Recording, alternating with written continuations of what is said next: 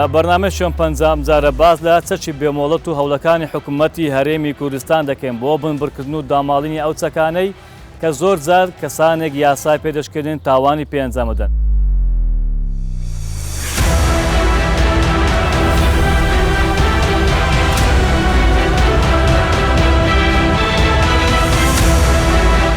پێش ئەو هێزەی بنێرم بەڕاستی خەبات یعنی شەوان هەموو شەوێ لێرە بەڕاستی تەقەیەکی زۆر دەکات. بەڵام ئێستا سوپاسی برا گەورە دەکەین، سوپاسی برا ئاسایشەکان دەکەین، ئەوزاکەیان بەتەواوی کۆنتڕۆڵ کردو.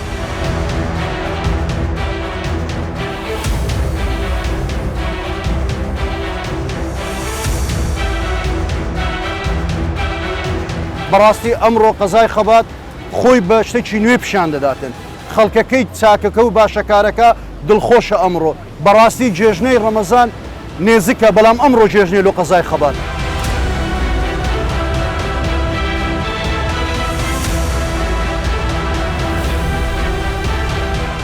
لەسەر ڕاستپاردەی سەرۆکوەزیران مەسعود بارزانی وەزیری ناوەخۆ هێزەکانی ئاسایش و هەموو هێزەکانی ناوەخۆ فرانە ئامادەباشی بۆ ئەوەی ئیجراعات لەگەڵ ئەو کەسانە بکەن کەوا ئەو چەکانیان بەدەستە تاوانی پێ ئەنجامەدەن.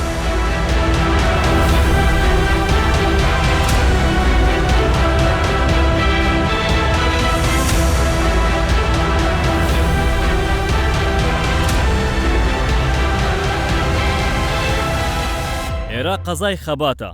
ئەم شارە سەدان شەهیدی داوە بۆ پارێزگاری لە خاک و نیشتیمان. خەڵکەکەی میێوان دۆست و نیشتیمان پەروەرن. هاوکات ناوچەکەش شوێنێکی ستراتیژی و گەشتیاریە. زۆر جار لەم شارە و چەند شوێنێکی تری هەرێمی کوردستان بۆهۆی ئەو چەکانە تاوانی کوشتن و هەڕەشە و تەقەکردن ڕوودەدات. بە جۆرێک هاوڵاتیانی ئەو شارانە بێزار و نیگەرانن لەو کەسانەی کە ئەو تاوانانە ئەنجامەدەن.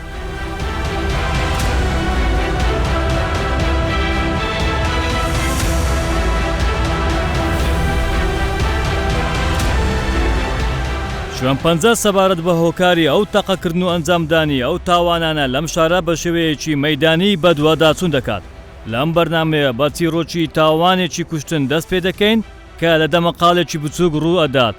لە کێشەیەکی بچووک بۆ تێکدانی کەش و هەوای ئارامی تەشەنە دەکات و تەقەی تێدەکەوێت. کەسێک دەبێتە قوربانی لەم ڕووداوە.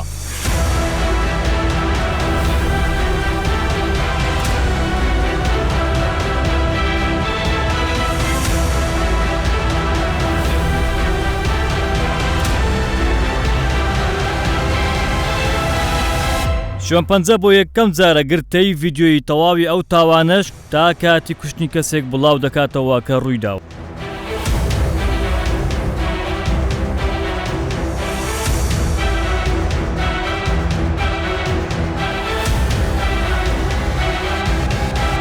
ماوەیە کە چەند ڕووداوێکی تاقەکردن و هەڕەشە و کوشتن ڕوودەدات کە لە قەزای خەبات و کەورگۆسک و تۆپزاوە و چەند گوندێک لە بڕی پەنابردن بۆ یاسا پەنا بۆ تۆڵەسەنەوە دەبن چەکی بێمۆڵەت بەکاردێن و ڕووبەڕوو یەکتر دەبنەوە. هاوکات قوربانی لێدەکەوێتەوە چەند خێزانێکی سەرگەردان دەکات. هەموو ئەو نەهامەتیانش کە ڕوودەدەن بەهۆی پابند نەبوون و پەنانەبردنە بۆ یاسا لە بڕی چارەسەرکردنی کێشەکانیان بۆ کاری تۆڵەسەنەوە.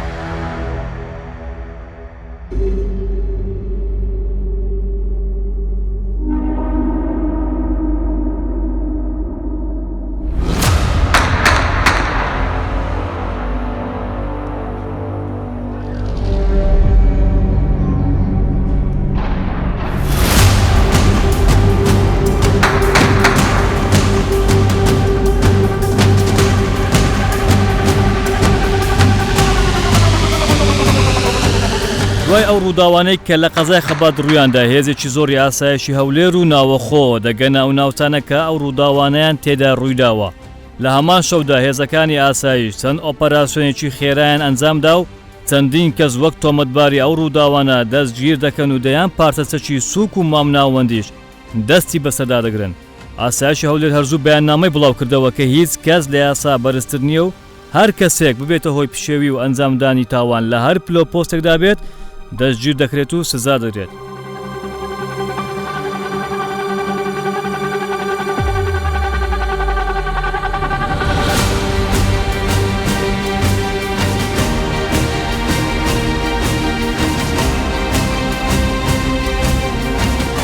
ئامادەکردنی چەند ئۆپەراسیۆنێکی خێرا توانیمان دەست بگرین بەسەر 14 تۆمەتبار کەوا کێشەکەیان دروست کردو و هەروەها دەستمان کرد بەسەر چەندەها جۆری چەکی سووک و مامناوەند و هەروەها بەکارهاتووی چەندەها خەوانی فیشەکەکان.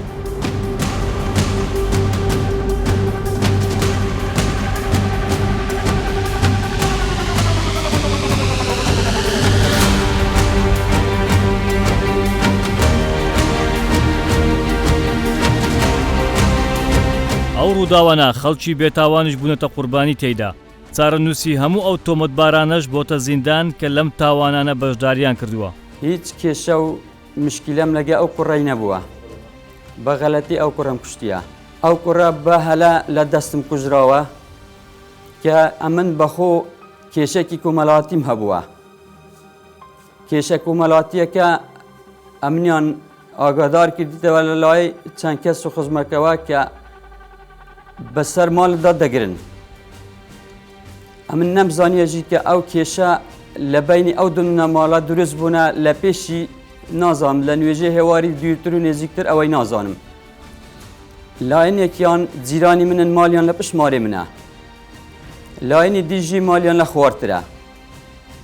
ئەوانە هاتینە کە بزانم تۆلای خۆیان دەکەنەوە نازانم ئەوجا تەفاسیلەکە کو بووە. ئەوانە هاتینە دەورەیان لە ماڵیمدایە. لە ماڵم سوڕانەوە. بە دوسێ جاران سوڕانەوە نەمزانیە بەمەشیان نەگرتیە کە ئەمە کێشەکمان هەیە لەگە بنەماڵێکی جیرانین گۆنە. ئەمنجی ئاگادار کراومەوە کە بەسە ماڵم دادەگرن لەو کاتەیدا. ئەمن ئەو هەلەی ڕوویدایە لەو تشتە ڕوویدایە. ئەوانە لەو کاتێ گوتی لە مەغربێ بەسەرت دادەگرین ئاینە لە مەغربی دەرکیان لەم گرت. سیاران هاتە پێش دەرکەم نەک برێ 5 مترش لە مارم دوور بیتن. هەر دەرکێ منیان گرت. ئەمەش گوتمێ کاکە ڕاستن چ کێشەتان هەیە و ڕاوەستان نەبوو. ئەوانش حاضر بوون زانیم سەتان سەد مادام هاتنە دەرکەم ئەوانە نەدیارە ئەوی کێشەیان لەگەمە هەیە. ئەمەش ناچار بوو من دەتەقەم لێ کرد گوتم بە هەڵبێن بزانم مەوزوعەکە چ لێ دێت. لەو تەقەکردنە پاشی 2-3 سەعەتان لۆمان ئەشکەرا بوو گوتی کاکە نەفەرێک کوژرایە.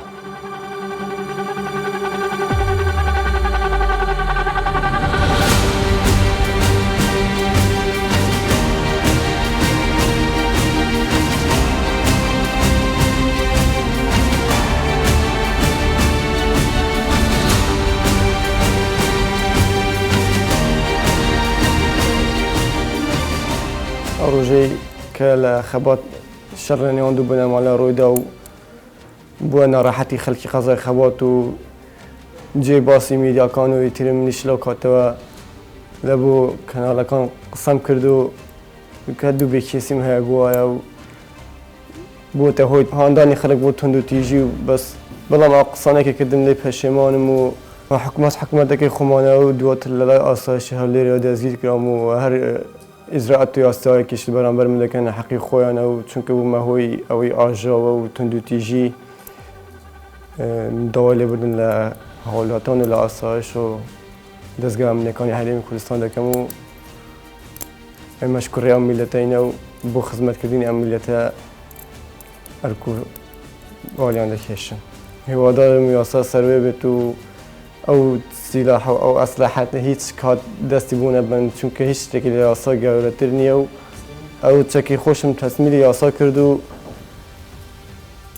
بە خۆشحالیەوە و بە هیچ زەبر و بە هیچ ئەشکەنجەدانێک و بە دەستی خۆم دەستی یاسام کرد و پێویستم پێی نییە.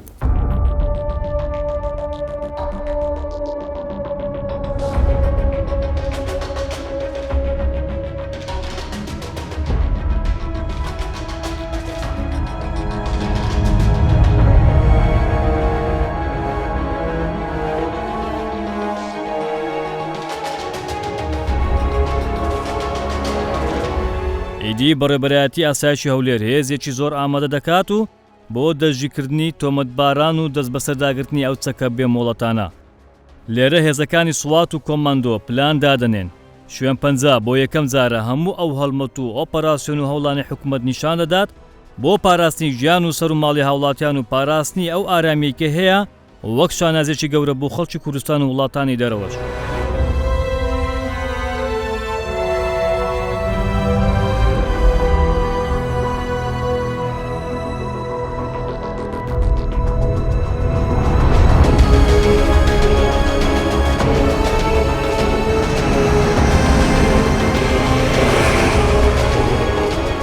ئیدی ئەم هێزانە دەردەچن دەگەنە قەزای خەبات و ناوچەکانی دەوروبەری پلان دادەنێن دەیان بازگەی کاتی بۆ پشکنین دادەنرێت ئەم هەڵمەتە ماوەیەکە دەستی پێکردووە تا ئێستا و لە داهاتوش بەردەوام دەبێت لەگەڵ بازگەکانیش هێزێک دەچێتە پێشانگاکانی ئۆتۆمبیل پشکنین بۆ سەرجەم پێشانگاکان دەکرێت بە مەبەستی دەستگرتن بەسەر چەک و ئۆتۆمبیلی بێتابلۆ لەو هەڵمەتانە چەندین پارچە چەکی سووک و مامناوەند دەست بەسەر دەکرێت و چەند تۆمەتبارێک دەستگیر دەکرێت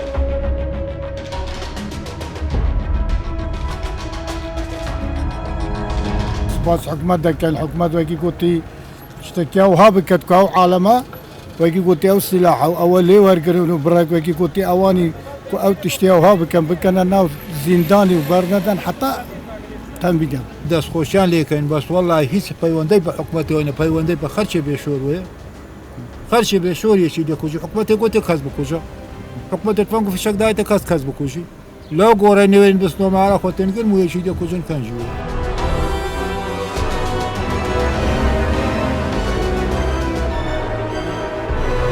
ئەمن مالم لەوی ببارم کرد لەخۆ هاتمە ئێرە لۆ بارد کرد وەڵا خۆش نەبوو تەقە و شەڕی زۆر لێ بوو. شەڕ بوو هەموو ملەت بوو خۆش نەبوو داواکاری چێ لە حکومەت چ بکەن باشە لۆی نەمین بەس خوا ئەوەڵ خوا دوای حکومەت بمان ئەمان بی عالەمەکە مرتاحبی هەرە نییە ئێستا سەرۆکی حکومەت بڕیاریدا ئەو چەکە نەمینێ دەست هاوڵات باشە ئەری وڵا داواکاریمان لە حکومەت ئەوەندێ ئاسایش و شورتەی ناو خەبات بەقەوت بکاو ئەو وەزع نەمینێ ڕاستی وەزعی ناخۆش هەندە خەڵکێ لێرە وەڵاوە بێزار بووە مالی خۆی دەباتەوە لێر دەباتە بوون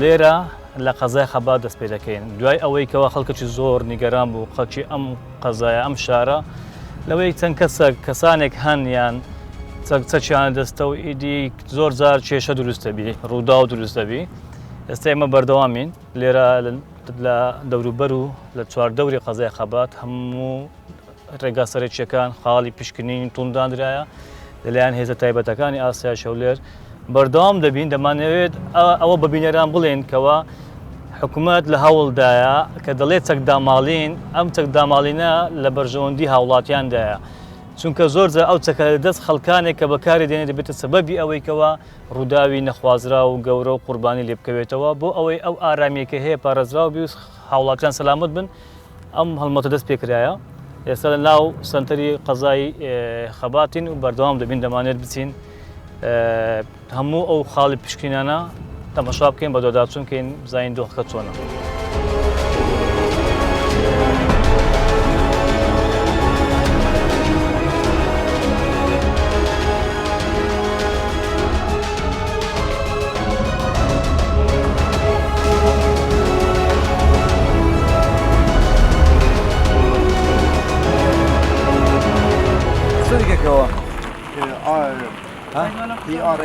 هەویەک والله هیچ ئەویان پێ هو ليشيل ما تبع الشركه تبع الشركه يبقى شركتين كم شركه كذا في ميداني 100 ودرس دك ها ميداني 100 ودرس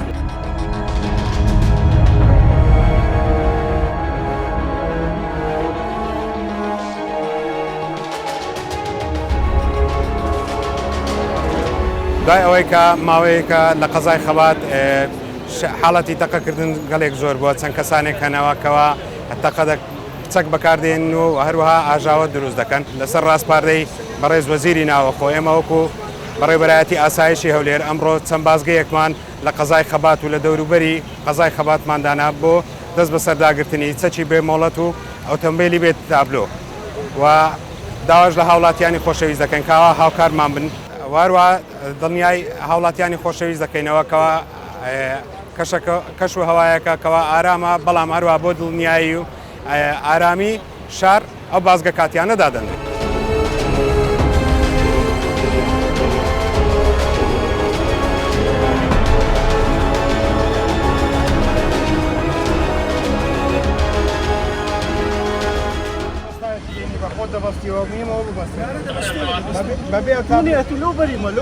یان دەڕۆی حەبزی یان ئەو تامڕۆی لێرە دەبەستێت بێتە تسبێ بوەسی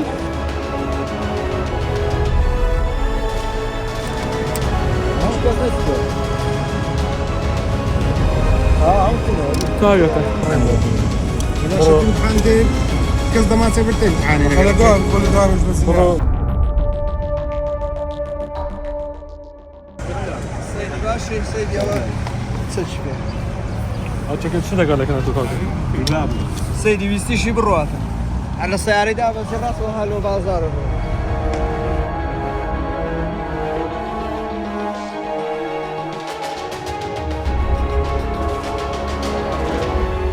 لەسەر ڕاستپاردەی بەڕێز جەنابی وەزیری ناوەخۆ تیمەکانی بەڕێبەرایەتی ئاسایشی هەولێر هێزەکانی بەڕێبەرایەتی ئاسایشی هەولێر لە قەزای خەبات لە دەوروبەری قەزای خەبات بازگەی کاتی و خاڵی پشکنین دادەنێن بۆ ئەوەی ئەو کەسانەی سەرچی بێمۆڵەتیان لەبەردەستە یان ئەوانەی ئۆتۆمبیلی بێتابلۆ و ژمارە ساختیان لایە دەستگیریان کەن و دەست بەسەریان کەن و کۆنتترۆلیان کەن ئەم هەڵمەتانش دوای ئەوە هات کوژرانی هاوڵاتیەک لەسەر کێشەیەکی کۆمەڵایەتی کەواتچەکەی زۆر تێدا بەکار هات ئەو تاوان و ئەو قوربانە وای کرد هاوڵاتیان زیاتر هەست بە گرنگجی بڕیارەکەی سەرۆکی حکوومەتی هەرێمی کوردستان بکەن لە بابەتی چەکداماڵین کەوا چەند گرینگە ئەو بڕیارە و پێویستە هاوڵاتیانش پابند بن ئێستا هەڵمەتەکە بەردەوامە تا درەنگانی شەو دەمانێت بزانین ڕەوشەکە چی لێ دێت و چێن ئەوانەی کەواتچەکی بێمۆڵتیان لایە و ئیجراعاتی دەستگا ئەمنیەکان هێزەکانی ناوەخۆ و ئاسایشی هەولێرچیە.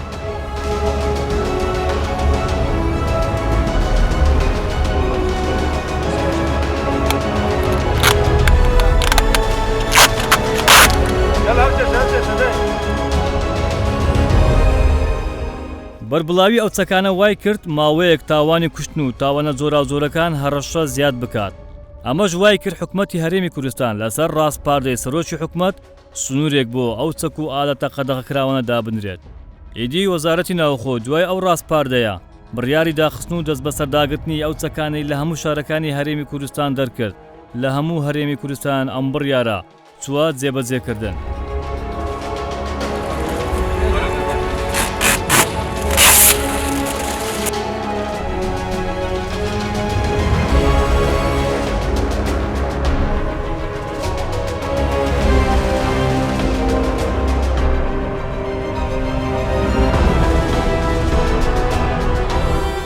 ئەفسەری بەرپرس لە هێزەکانی ئاسایشی هەولێر بۆ شوێن پەنجە باز لە هەڵمەت و ئۆپەراسیۆنەکان دەکات. شوێن پەنجە ئەوە نیشاندات کە هاوڵاتیان لەبارەی هەوڵەکانی حکوومەت و سەرۆکوەزیران لە جێبەجێکردنی یاسا و ئەو هەڵمەتانە چی دەڵێن نیشان دەدات. چەند ڕۆژێکە لە هەڵمەتی چەکداماڵین لە قەزای خەبات وەروە لە هەولێر و دەوروبەری هەولێر توانیمان دانانی چەند بازگەی کاتی دابنین و وەروە هەڵمەتەکەمان بەردەوامە ئەم ڕۆژکەوەکە و دەیبینن وەکو پیشەسازی بازرگانی ئۆتۆمبیل توانیمان پشکنینی بۆ بکەین و داواش لە هاوڵاتیان دەکەین ئەو چەکانی خۆیان هەیە ڕادستی ئێمە بکەن هاوکارمان بن.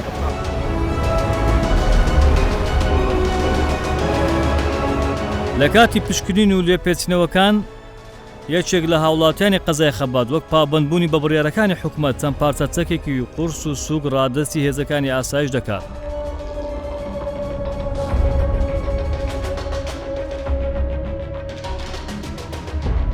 ئەم بڕیارە گرنگی خۆی هەیە بۆ ئەوەی هەموو لایەک پارێزرا بن چونکە ئەرچی حکوومەت و دەستگا ئەمنی و هێزەکانی ناوخۆی پاراستنی هاوڵاتیان نەک خەڵکانێک خۆیان بە چەکی خۆیان بیانەوەی بەرگری لە خۆیان بکەن. ئەم بڕیارە بۆ هۆی ئەوەی کەوا خەڵکێکی زۆر پێشوازی لێ بکە ئەم چەکای کە چەکی قورسی پێدەگوترێت پێدەگوترێت دۆشکە ڕادستی حکوومەت و هێزەکانی ناوخۆ کرد. با بزانین کاک خورشید ئەم بڕیارەی پێچۆنە کاک خورشید بڕیارەکەی سەرۆکی حکوومەتت پێچۆنە بۆ چەکداماڵین. ئەمە بەڕاستی هەموو نیگەرانین لەو ڕفتارانەی کە لە قەزای خەبات ڕوودەداتن و دەگوزارێت بەڕاستی زۆر نیگەرانین. ئێمە وەکو عشیرەتی هەرکی بە زۆرترین شەهیدماندا لەسەر خاک و نیشتیمان هەر ئەم چەکەشمان کڕیە بەرگریمان لەو خاکەی پێکردیە بەس لەبەر ئەوەی ئێستا ئەلحەمدوللا کوردستان ئارامە و پێویستمان پێ نییە ڕادستی هێزە ئەمنیەکان دەکەینەوە و ئەوان ئەمنیەتی خاک و نیشتمان پێ بکەن. ئەمن لە قەزای خەبات یەکەم کەس پێشوازی لەو بڕیارەی بەڕێز سەرۆکوەزیران دەکەم کاک مەسرور بارزانی دەمانەوێتن ئەو ئیجراعاتە چەندی تونتون بگرێت چکە ئەگەر ئینسان نیەتی خراپ نەبیت نیەتی ئاژاوە گێڕی و تێکدانی ڕەوشی وڵات نەبیت پێویستی بە چەک نابیت. پاشینگینێش ئەمن بەخۆم شخصی خۆم حەز دەکەم ئیجراعات چەندی تون بیت هەرکەمە لەبەر ئەوەی ئینیەتمان لەسەر خراپینی هە لەسەر چاکەیە و پێشوازی لەو بڕیارە دەکەین و یەکەم کەسی شم لە قەزای خەبات نەک لە قەزای دەمەوێت لە هەموو کوردستان ئەو بڕیارەی جێبەجێ بکرێتن و وەکو خۆی جێبەجێ بکرێتن و بە شانازیەوەش جێگەکان تەسمیلی دام دەستگای ئەمنی دەکەین و بە شانازی.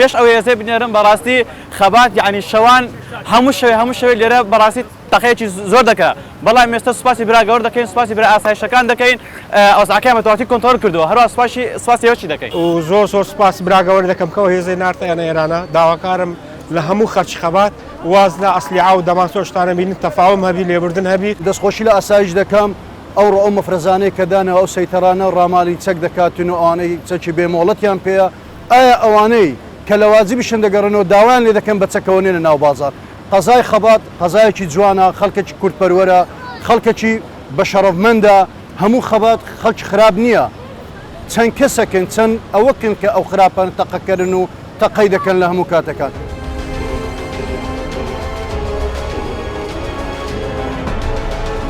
ئەو هەڵمەتانش شەو ڕۆژ بەردەوام دەبێت ئامانز لەو هەوڵانی حکوومەت پاراستنی ئەو ئارامی و ئاسایشەیە کە هەیە و بەرقەرارە چونکە ئەو ئارامیە بە خوێنی هەزاران شەهید و شەونخونی هێزەکانی ناوەخۆ و پێشمەرگە و دژە تیرۆر و ئاسایش بەرزەستە بووە. یەکەت بینین سەر چاوان فەرموو.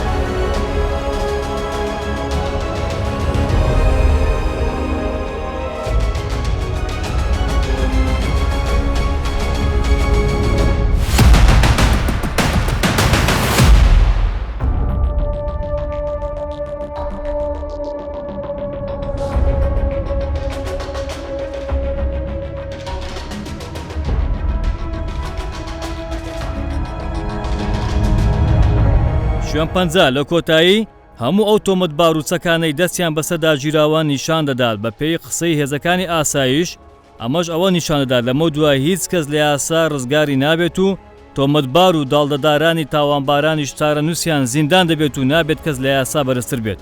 ئەو چەکانێکەوە دەستی بەسەردا گیراوە واروەها دەستگیرکردنی ئەو تاوانبارانە کە لە ماوەی دواییە لە قەزای خەبات کە بەهۆی کێشەی کۆمەڵایەتی کەسێک بۆیە قوربانی واروەها لە تۆبزاوە دیسان لەسەر کێشەی کۆمەڵایەتی کەەوە دوو کەس بوونە هۆی بریندار بوون و ئەوانە دەستگیر کراون و لە شەقامی 100 متری و 120 متری کە حاڵەتی ڕفاندن ڕوویدا بوو ئەوانش دەستگیر کران و دۆنێکەوە بە خۆمان شاید حاڵموین کەەوە پارێزەرێک دەستدرێژی کرا بۆ یەسەری توانیمان دوان لەو کەسانە دەستگیر بکەین و ئێمە وەکو بەڕێبەرایەتی ئاسایشی هەولێر سوپاسی هاوڵاتیانی خۆشەویست دەکەین کەەوە هاوکاری هێزانامنیەکانن و دڵنیای هاوڵاتیانی خۆشەویست دەکەین کە ئەم جۆرە کارانە نابێتە تێکدانی ئەمن و ئاسایشی ناو شار و هەر کەسێک لە هەر پلە پۆستێک بێت و یاخود هەر کەسایەتێک بێ کە بێوێ سەرپێچی یاسا بکات ئێمە بە زووترین کات دەستگیری دەکەین و ڕەوانەی بەردەم دادگای دەکەین و بە تونترین شێوە سزا دەدەین.